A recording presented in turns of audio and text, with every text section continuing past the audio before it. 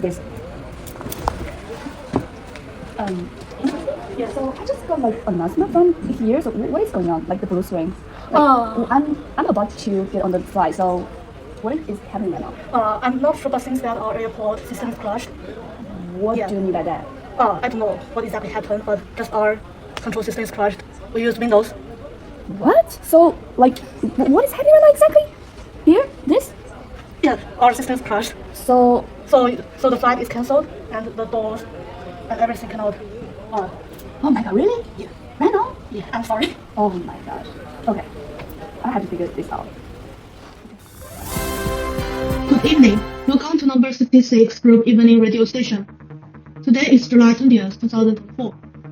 We just received a breaking news. On July 19th, a traveler was stuck at an airport for 24 hours due to a major Windows system crash caused by CrowdStrike system update. She was finally able to leave this morning. But this is just one example of a global crisis. The issue was caused by a configuration file update to CrowdStrike's Falcon EDR agent, and leading to around 8.5 million systems failing and unable to restart correctly. This outage also affected banks, hotels, hospitals, manufacturers, broadcasters, and even 911 emergency services, the government websites. The economic losses have been devastating. Fortune 500 companies lost an estimate of $5.4 billion, while global damage is projected to exceed $10 billion. We will keep you informed. Hello, I am Patrick Maddox, representative of CrowdStrike, here to make an official statement on what we have done in response to this outage. First, we would like to apologize and state this is not a cyber attack. When we received reports of systems crashing from our update, we immediately moved to resolve it. Within an hour and a half, we sent out a patch that reported the update. Despite this, many computers that had already received the update could not boot to install the patch. We have advised people on how to manually fix it. It requires a user to reboot the affected machines up to 15 times while connected to the internet to install the patch. Some systems may continue to have problems, and we advise them to boot the system in safe mode and delete the specific file that was causing the crashes. Though with each system requiring a technical staff to manually fix it, the outage will be prolonged for days. Adam Myers, our senior vice president at CrowdStrike, later testified in a U.S. House of Representatives hearing held by the House Subcommittee on Cybersecurity and Infrastructure Protection, where he apologized for the outage and said it was caused by a rapid response content update aimed at addressing new threats. He then detailed how we will prevent future accidents. First, we added new testing procedures to ensure mistakes don't happen again. Then, in case if something does happen to get by, we are now doing staggered updates and are letting users choose if they want the latest updates or to be on a delayed version, mitigating the damage of any future mishaps. All in all, this should ensure that this never happens again. All right. Good morning, everyone. Welcome to today's class. So today, we are going to continue to finish the lecture about the ACM code. For the first part, we kind of talked about this last time, right? So today, I'm going to talk about the event that happened last year, 2024 CrowdStrike related IT outage. So this event happened last year, 2024, July 19, and the trigger is this company, CrowdStrike, released a software system file like update. So however, there is something wrong with it. And this event caused a lot of damage, not including maybe like, the system just shut down and a lot of people got infected, like include me. So here's the picture that we probably already, saw this before. And sadly, this big sad face right here.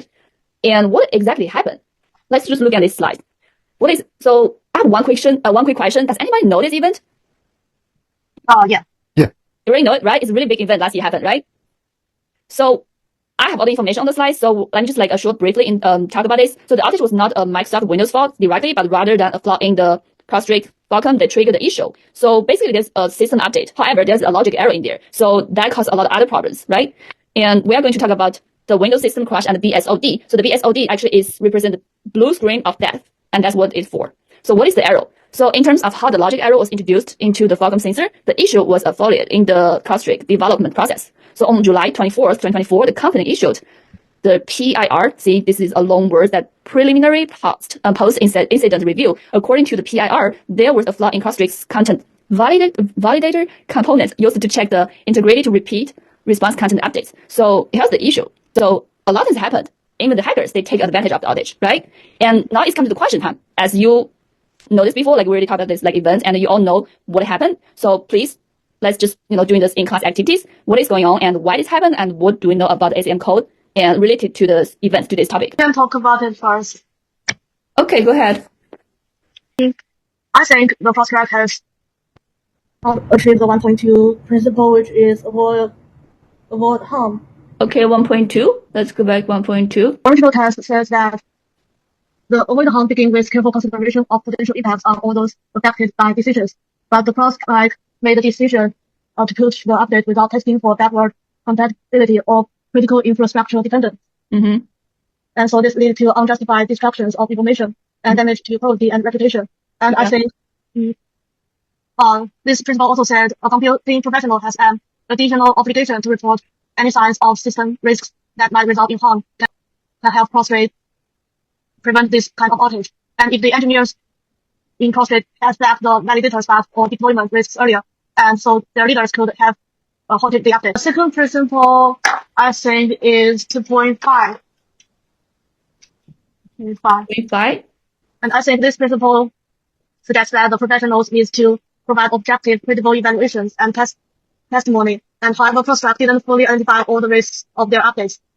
Channel file 291 released during this update. The system expected 25 fields, but the file provided 21 fields. And since CrowdStrike's Falcon operates in a Windows kernel, this error could bypass the operating system's security and protections.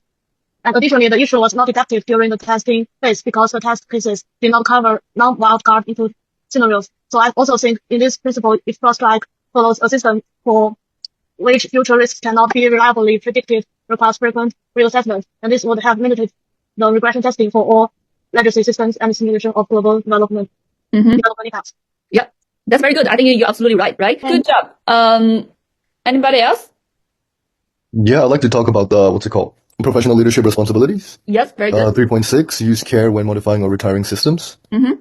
Okay, so CrowdStrike's decision, when they released the full-scale updates, they didn't have any proper testing, and that just shows that they failed in exercising care when they were modifying the system onto new, on the updates. They ignored the dependencies on the system, and they didn't identify potential issues before the launch. Yeah, so if they had approached it in a way that they slowly rolled it out gradually, and then if they had rollback plans, it would have been better aligned with the ACM code to show care when modifying the systems. Yeah, good point. And then 3.7 as well. That's for recognize and take special care of systems that became integrated into the infrastructure. Basically, the company neglected to recognize and take special care of the Falcon system, even though it was running through a lot of different companies like airlines, healthcare, finance, public transit, media, and any other essential services. Yeah. So when the outage happened, it affected about 8.5 million Windows computers, and they could have done they could have taken special steps to take care of the system, to conduct a risk assessment, to implement layered oversights audits, or even develop rollback plans or contingencies. So if they failed, they could just roll it back to the previous update, and they could have avoided this incident. Yeah. Good job. Very good. Anybody else? Patrick, do you agree with them? Yes, I think they're absolutely right. All right, everybody. So today's class, and we have a small homework. Really just a few minutes. You guys need to do this research and do a little summary about this event, and I think you guys will be good. Thank you. Bye. Bye. Bye.